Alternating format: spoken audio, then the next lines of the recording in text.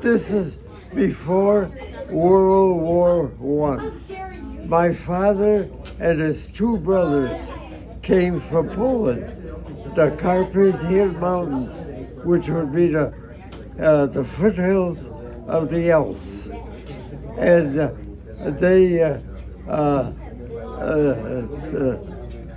my father married my mother, but she stayed in Poland, living with his family until he could establish a place to live here. Okay. Unfortunately, the two brothers came to West Virginia, and they started working in the mines, coal mines. And the other brother started touring the United States, and he met his future wife in Kansas City. And unfortunately, before my father could send for my mother to come to this country, World War I broke out. So nobody could do any traveling. Okay. So my mother finally came after World War I down to West Virginia. And they had the two brothers working coal mines. My father and mother had a small, I think 26-acre farm that they raised chickens and vegetables and stuff. And this was in West Virginia then? In West Virginia. Okay. Then the Depression hit. The coal mines shut down. Yeah, and they were shut down for 2.5 years. And during those 2.5 years, there was no income coming in. There was no unemployment or any kind of government assistance. So my father supported, they had their vegetables and stuff like that off the land, and they raised chickens and pigs.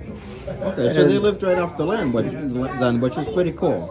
And for those 2.5 years, the only income he had coming, he played the concertina, which is a predecessor to an accordion. And what was it called? And he played with two different bands, Okay. a polka band and a country western band. That's the only. And when towards the end of the Depression, they heard that Buffalo, New York, jobs were open. So they packed up everything they had in the car, and they came to Buffalo. And that's where I was born. Okay. And my father got a job at American Brass on Military Road. And that's where he spent his the career. Nice. But in 1941, they bought a farm in Pendleton, and they moved to Pendleton. Okay. And I, at that time, I was in a 5th grade. So I was raised in Pendleton from then on. Nice. Okay. Well, that's pretty cool. So there you go. Learned some stuff, didn't you? So is our whole family from Poland then? Like where was your father? Like, was your father was born in Poland then, right? Pardon? Your father, he was born in Poland? My father and mother were born in Poland. Okay. And in fact, they brought a painting of the village that they were born in. Okay. And they brought it back here. I gave it to Tom. So if you ever want to see that, or to his village. Now I don't have to ask him, yeah. Yeah, and it's the Carpathian Mountains, Carpathian. And it's the part of Poland that's in Europe, Germany. Okay. Now where's your grandparents from? Pardon? Where's your grandparents from? Well, they were raised there. Okay. And- So your parents and your grandparents were Yeah. all okay. Nice. Yeah. Okay. And I never met my grandparents Yeah. because they never came to this country. Okay. But Yeah. I did meet my father's brothers and a Yeah. couple other relatives that came over. Well, that's cool. Yeah. That's cool. Yeah, I've never heard these stories before, so I'm glad for your school project. See. Yeah. So. And anyways, when I was born, my parents spoke only Polish at the house. So that was my first language. So I could speak. My first language was Polish. I didn't learn English until I was big enough to play with the kids in the neighborhood. Okay. So I learned English. And my mother taught me how to read and write Polish. So when I joined the Marine Corps, when they found out that I knew Polish, Russian is quite similar.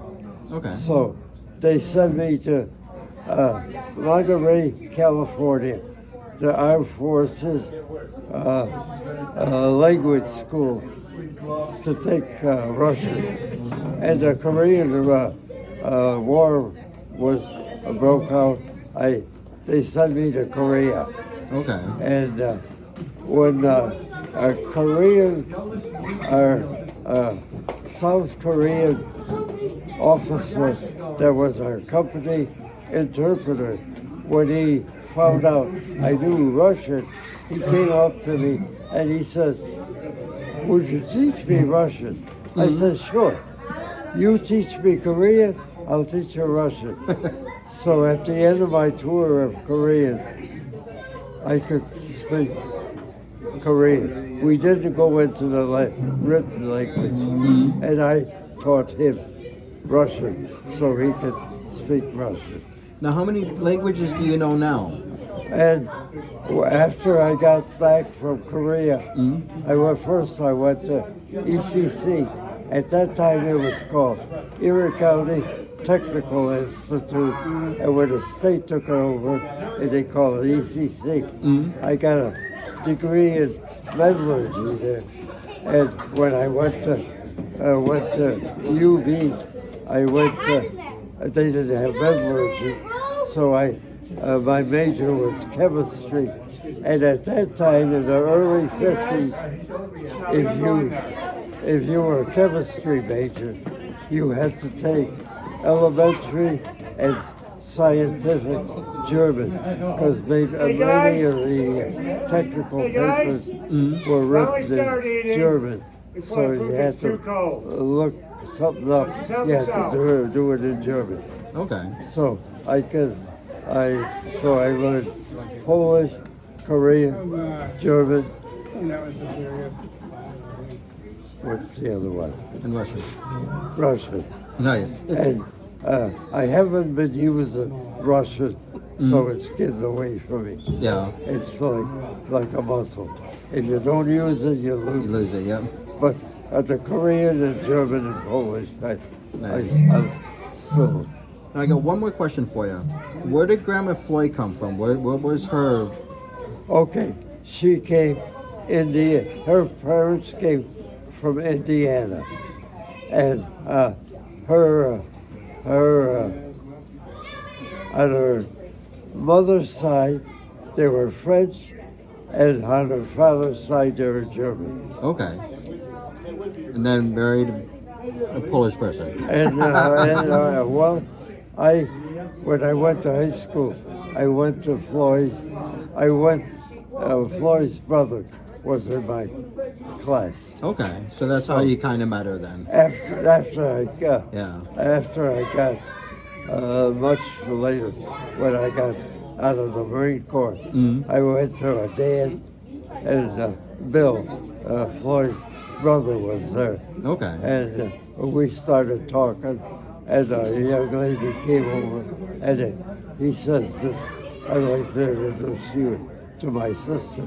That's Okay. how we met. Nice. Well, that's pretty cool. Do you know what part of French and German her parents were from, or? As far as the German, I don't know. But your Floyd's parents, they're part of the big, the family, that big pharmaceutical family in France. Okay, cool. So.